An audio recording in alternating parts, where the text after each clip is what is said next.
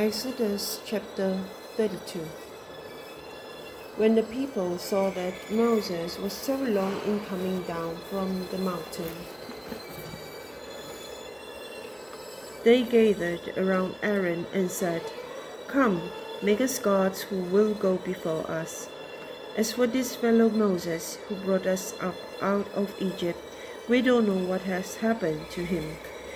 Aaron answered them, "Take off the gold earrings that your wives, your sons, and your daughters are wearing, and bring them to me." So all the people took off their earrings and brought them to Aaron. He took what they handed him and made it into an idol cast in the shape of a calf, fashioning it with a tool. Then they said, "These are your gods, Israel, who brought you up out of Egypt." When Aaron saw this, he built an altar in front of the calf and announced, "Tomorrow there will be a festival to the Lord." So the next day, the people rose early and sacrificed burnt offerings and presented fellowship offerings. Afterward, they sat down to eat and drink and got up to indulge in revelry. Then the Lord said to Moses, "Go down, because your people, whom you brought up out of Egypt, have become corrupt. They have been quick to turn away from what I commanded them, and have made themselves an idol cast in the shape of a calf. They have bowed down to it and sacrificed to it and said, 'These are your gods, Israel, who brought you up out of Egypt.' I have seen these people," the Lord said to Moses, "and they are a stiff-necked people. Now leave me alone so that my anger may be burned against them and that I may destroy them. Then I will make you into a great nation." But Moses sought the favor of the Lord, his God. "Lord," he said, "why should your anger burn against your people, whom you brought up out of Egypt with great power and a mighty hand? Why should the Egyptians say, 'It was an evil intent that he brought them out, to kill them in the mountains and to wipe them off the face of the earth'? Turn from your fierce anger, relent, and do not bring disaster on your people. Remember your servants Abraham, Isaac, and Israel, to whom you swore by your own self.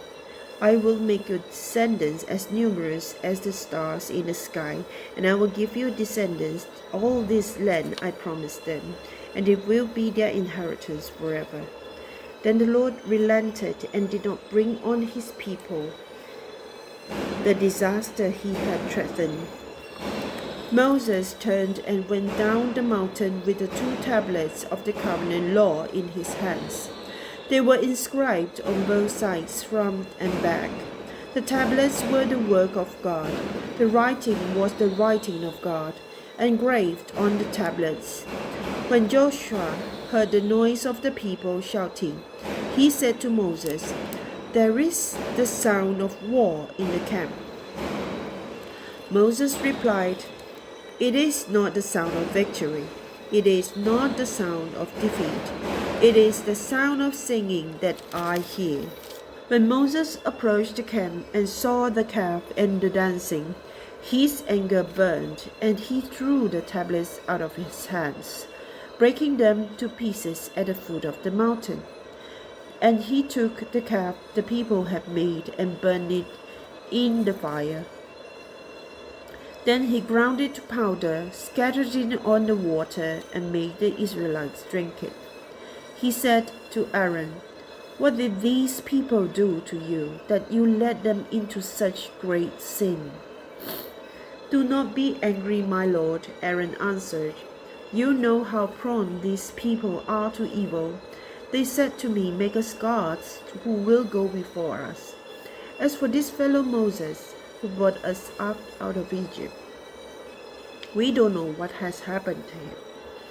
So I told them, "Whoever has any gold jewelry, take it off." Then they gave me the gold, and I threw it into the fire, and out came this calf. Moses saw that the people were running wild and that Aaron had let them get out of control, and so become a laughingstock to their enemies. So he stood at the entrance to the camp and said, "Whoever is for the Lord, come to me." And all the Levites rallied to him. Then he said to them, "This is what the Lord, the God of Israel, says.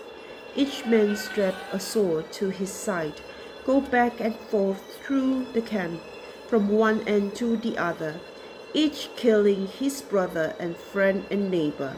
The Levites did as Moses commanded, and that day about 3,000 of the people died. Then Moses said, "You have set apart to the Lord today, for you were against your own sons and brothers, and he has blessed you this day." The next day Moses said to the people, "You have committed a great sin, but now I will go up to the Lord. Perhaps I can make atonement for your sin." So Moses went back to the Lord and said, "Oh, what a great sin these people have committed. They have made themselves gods of gold. But now, please forgive their sin. But if not, then blot me out of the book you have written." The Lord replied to Moses, "Whoever has sinned against me, I will blot out of my book. Now go, lead the people to the place I spoke of, and my angel will go before you. However, when the time comes for me to punish, I will punish them for their sins." And the Lord struck the people with a plague because of what they did with the calf Aaron had made.